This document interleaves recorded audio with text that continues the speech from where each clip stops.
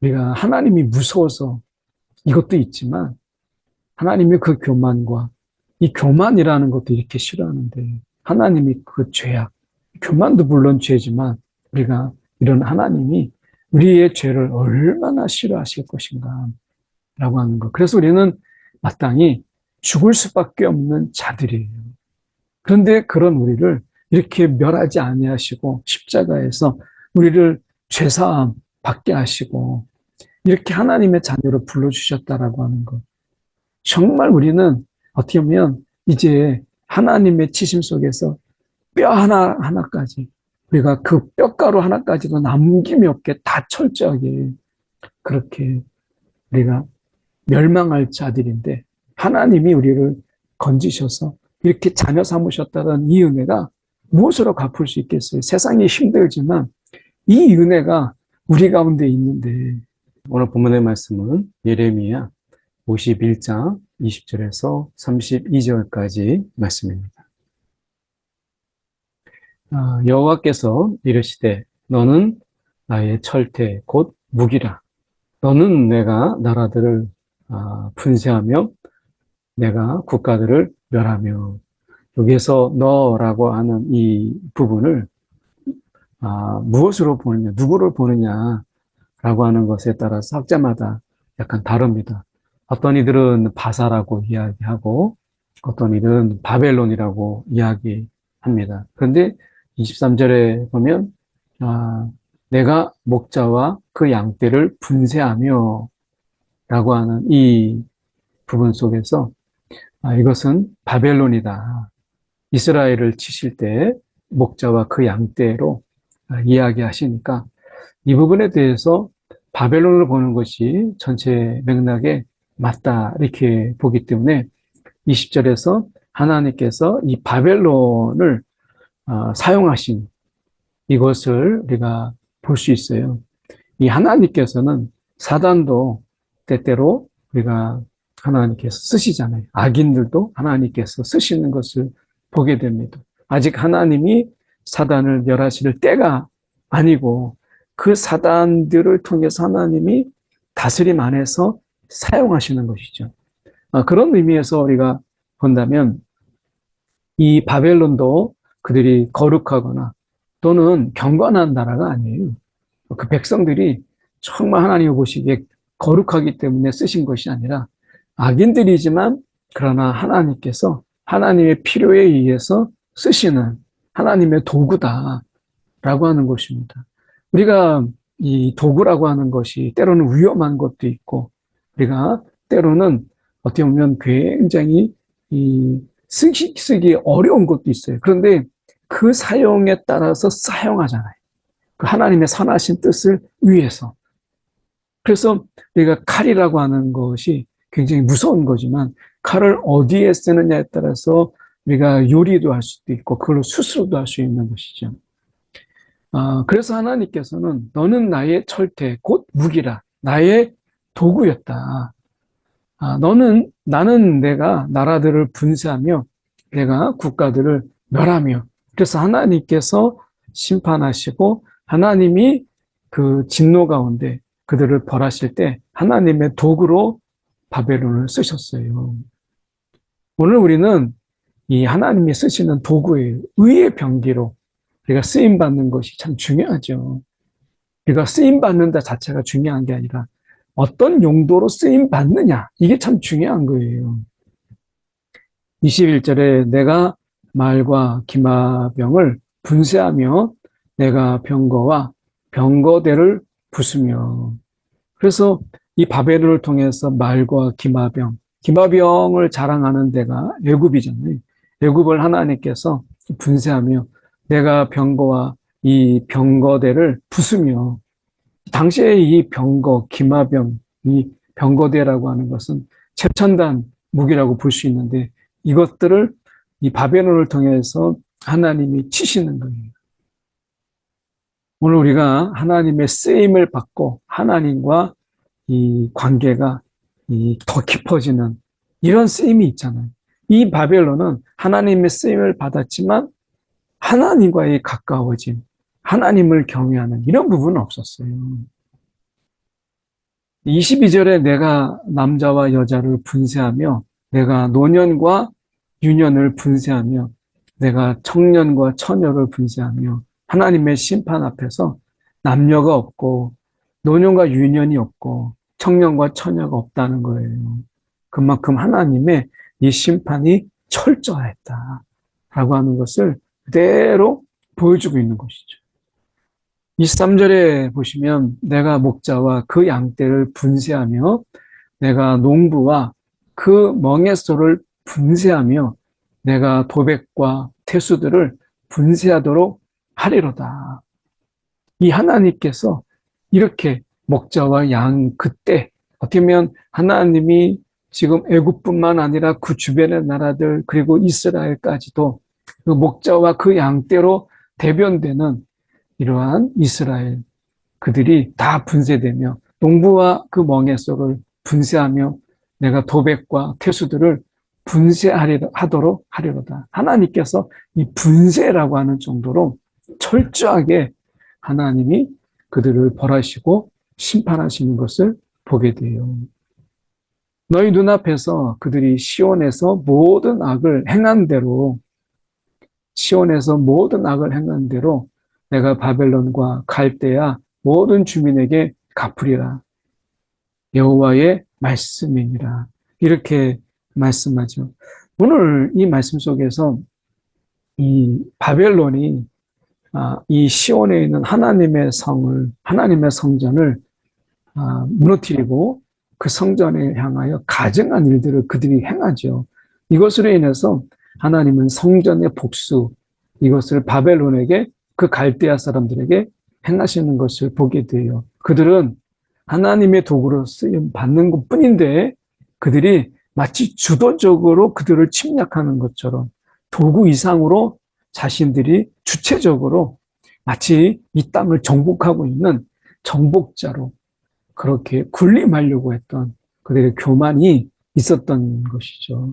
그래서 하나님의 쓰임을 받는 것은 굉장히 감사한 일이지만 그러나 그 쓰임을 받을 때 우리는 하나님을 두려워하고 우리를 쓰시는 그분에 대한 경외를 잊지 않아야 돼요.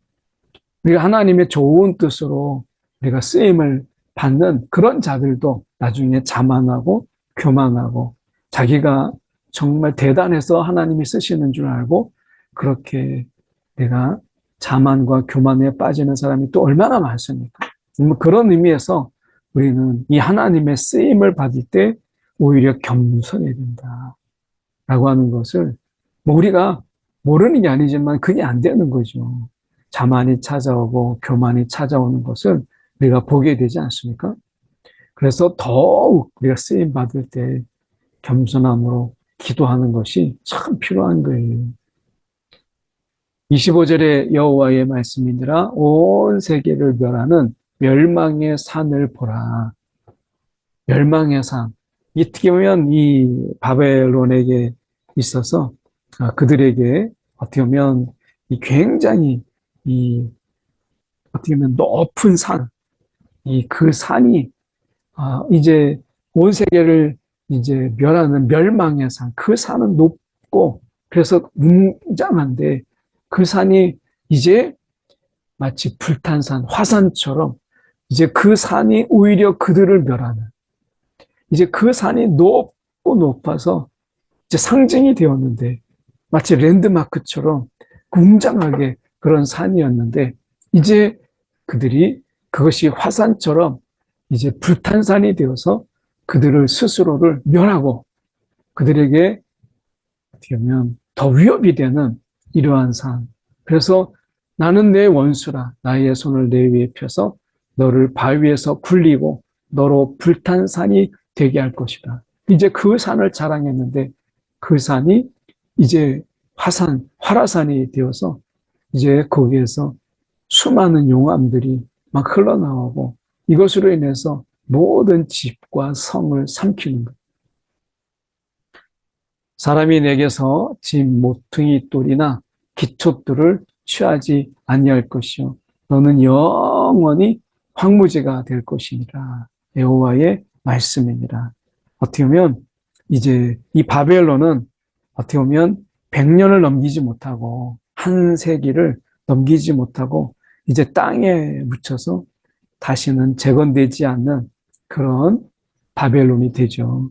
그래서 영원히 황무지가 될 것이라. 그들이 다시 일어나지 못해요. 이 바벨론이.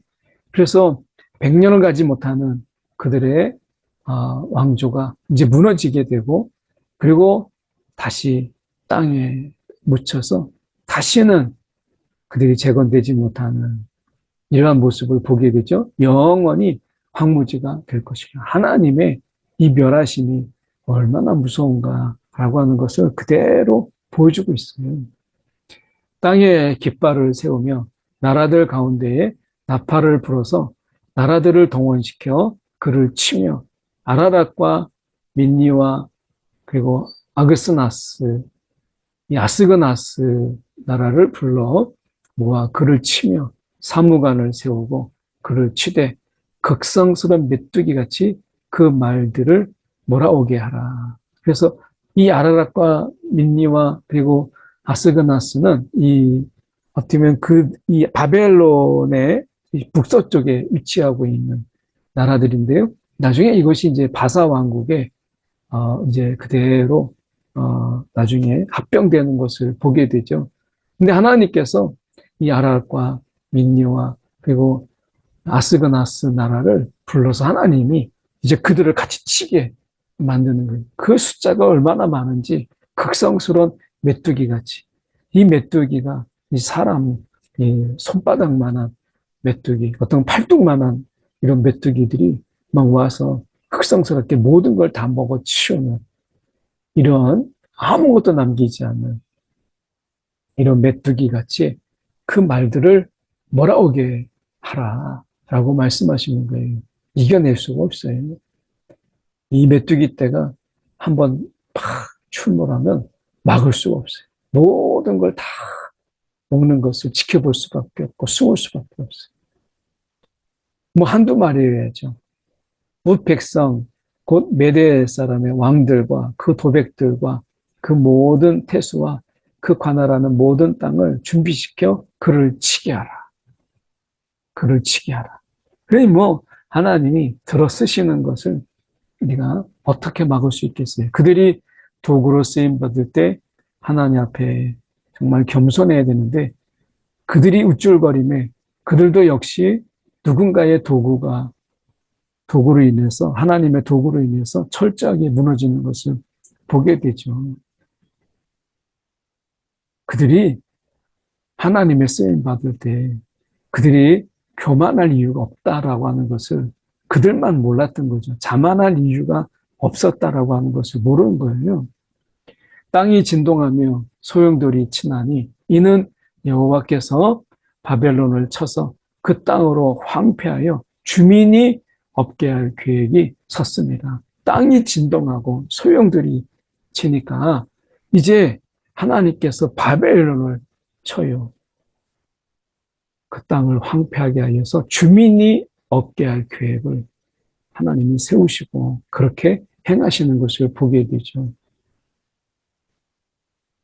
바벨론의 용사는 싸움을 그치고 그들의 요새에 머무르나 기력이 쇠하여 여인같이 되며 그들의 거처는 불타고 그 문빗장은 부러졌으며 오늘 이 하나님의 이 철저한 진노, 심판 이것을 우리가 봐서라도 우리가 하나님을 경외하고 하나님을 두려워하고 그리고 하나님 앞에 예배하기를 우리가 그치지 않는 이런 삶.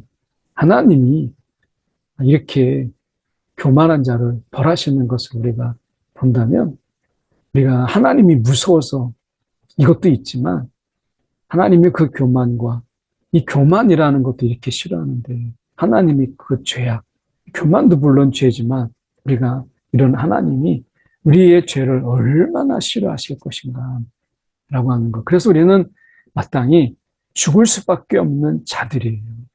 그런데 그런 우리를 이렇게 멸하지 아니하시고 십자가에서 우리를 죄사함 받게 하시고 이렇게 하나님의 자녀로 불러주셨다라고 하는 것.